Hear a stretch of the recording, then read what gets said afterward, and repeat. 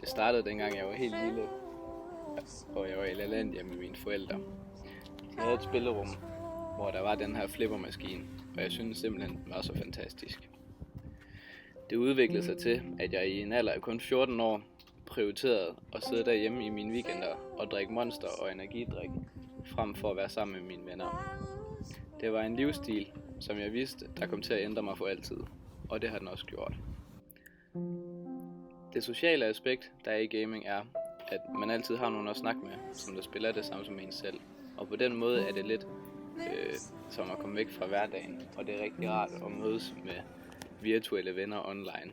Det kan godt være, at jeg ikke kender dem i virkeligheden, men de er meget sødere end alle mine andre venner, og det er derfor, jeg nyder så meget at spille Counter-Strike og computer i generelt. Når jeg kommer i skole, så ved jeg sgu ikke rigtig, hvad jeg skal gøre mig selv. Jeg passer ikke rigtig ind nogen steder, jeg går ikke op i, hvad jeg har på, og jeg går ikke op i skolen, og jeg gider ikke noget som helst.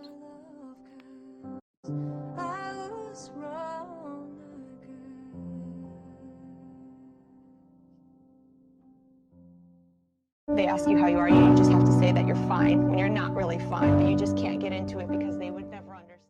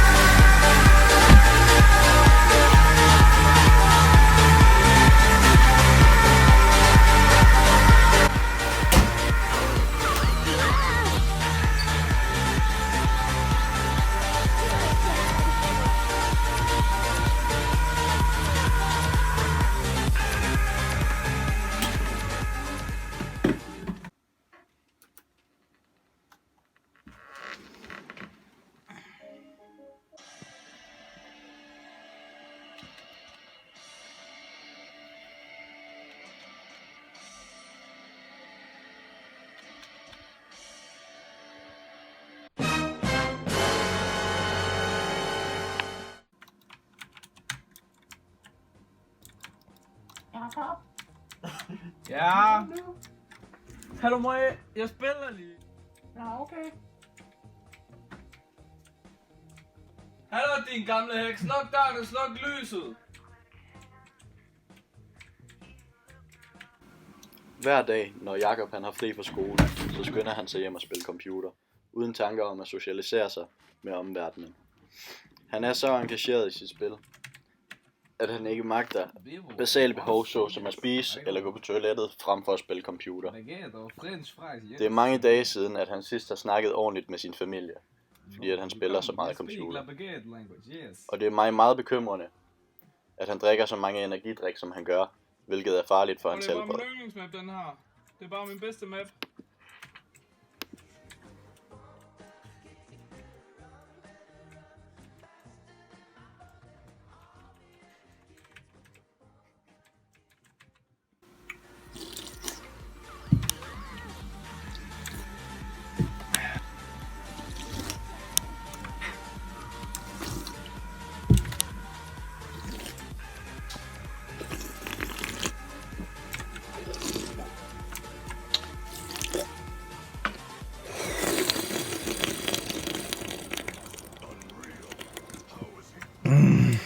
Jakob, din mad bliver kold. Kommer nu, mor.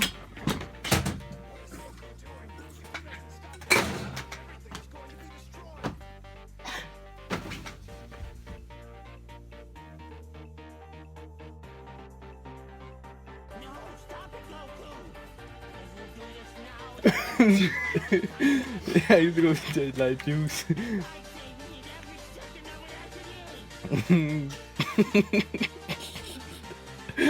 Kom. Du skal starte. Hvorfor kommer der ikke den der lyd? Kom nu bare, vi så en optag.